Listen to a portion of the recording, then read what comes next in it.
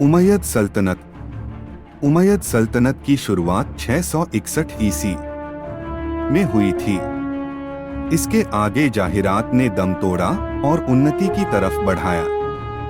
यह अरब देश के विशाल स्थानों को संगठित करने की बड़ी कोशिश की थी और अरबी दुनिया को बनाने की कोशिश की थी। इसके प्रमुख शासक यजीद बिन मुआविया और उसके बेटे मुआविया बिन यजीद थे।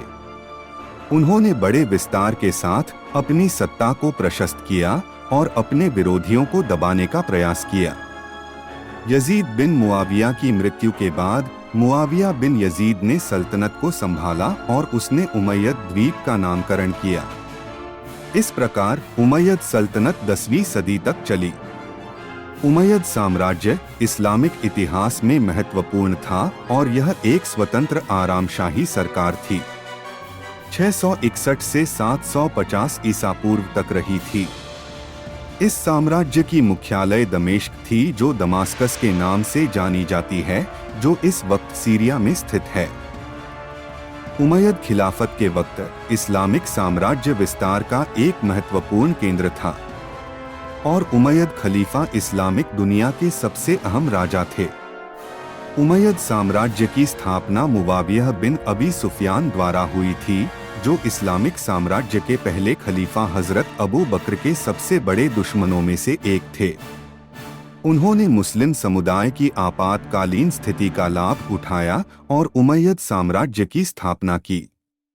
उमय्यद साम्राज्य के शासकों ने अपने सत्तारूढ़ क्षेत्र को विस्तारित किया और अपने शासनकाल में कई देशों को अपने अधीन किया। उमय्यद साम्राज्य के शासकों में सबसे प्रमुख था अब्दुल मलिक बिन मरवान, जिन्होंने साम्राज्य के नए आदर्शों का निर्माण किया। उन्होंने साम्राज्य को आरामशाही सरकारी प्रणाली से संचालित किया और अपनी सत्ता को स्थायी बनाया। यहाँ तक कि उन्होंने दमिश्क को साम्राज्य की राजधानी बनाया और उमय्यद साम्राज्य को संचालित करने के लिए एक मजबूत शासनादेशी संरचना विकसित की। उमय्यद साम्राज्य धीरे धीरे अशांति की स्थिति में पड़ गया और उमय्यद खलीफा की सत्ता पर कई आपत्तियां आईं। विरोधी समूहों का सामरिक और राजनैतिक दबाव तथा भारतीय सबको जनभागीदारी मांगकर खुद को सुरक्षित करने के प्रयास के बाद उमय्यद साम्राज्य 750 ईसा पूर्व में अंत हो गया, जब अब्दुल्लाह बिन अली ने खुद को खलीफा घोषित कर दिया और अपने नए अब्बासी खिलाफत की स्थापना की। अब्दुल्लाह बिन अली द्वारा स्थापित अब्बासी खिलाफत ने उमय्यद साम्राज्य का अंत कर दिया और एक नया शासनकाल शुरू हुआ। उमय्यद साम्राज्य के अंत के साथ उमय्यद खलीफ ज्यादातर मारे गए या जेल में डाल दिए गए। उमय्यद साम्राज्य का इतिहास उनकी साम्राज्य प्रणाली, संगठनात्मक विकास और सांस्कृतिक योगदान के कारण महत्वपूर्ण है। यह साम्राज्य अरब दुनिया के व्यापार और आर्थिक गतिविधियों का केंद्र था और अपने शासनकाल के दौरान कई कला, साहित्य, विज्ञान और समाजशास्त्र के क्षेत्र में महत्वपूर्ण योगदान दिया। उमय्यद साम्राज्य की स्थापना से लेकर उसके अंतिम दिनों तक इसने अपने क्षेत्र में बड़े अहम काम किए थे।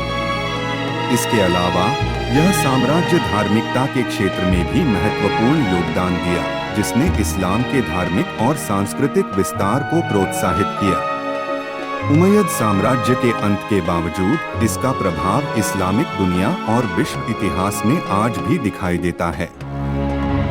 यह साम्राज्य इस्लाम की उच्चतम सत्ता के रूप में मान्यता प्राप्त कर चुका था और इसने इस्लाम की प्रसारण और विस्तार में महत्वपूर्ण भूमिका निभाई। उमय्यद साम्राज्य के अंत के बाद अब्बासी खिलाफत ने सत्ता संघर्ष में विजय प्राप्त की और उमय्यद खलीफाओं को सत्ता से बाहर कर दिया। अब्बासी खिलाफत ने बगदाद, वर्तमान इराक को अपनी राजधानी घोषित किया और उसने इस्लामिक साम्राज्य को एक नया ढांचा दिया। उमय्यद साम्राज्य के बाद उमय्यद खिलाफा के प्रमुख संशोधन और नए विचारों ने इस्लामिक साम्राज्य की नई दिशा तय की। अब्बासी खिलाफत ने वैश्विक व्यापार और संगठनात्मक विकास को प्रोत्साहित किया। उमय्यद साम्राज्य का अध्ययन आज भी विश्व इतिहास और इस्लामिक इतिहास के अध्ययन के महत्वपूर्ण विषयों में से एक है।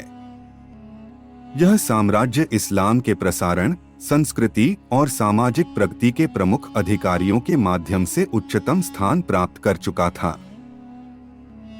दोस्तों, ऐसी ही रोमांचक जानकारी के लिए चैनल को सब्सक्राइब करें, वीडियो को लाइक करें, कमेंट करें और शेयर करना ना भूलें। धन्यवाद।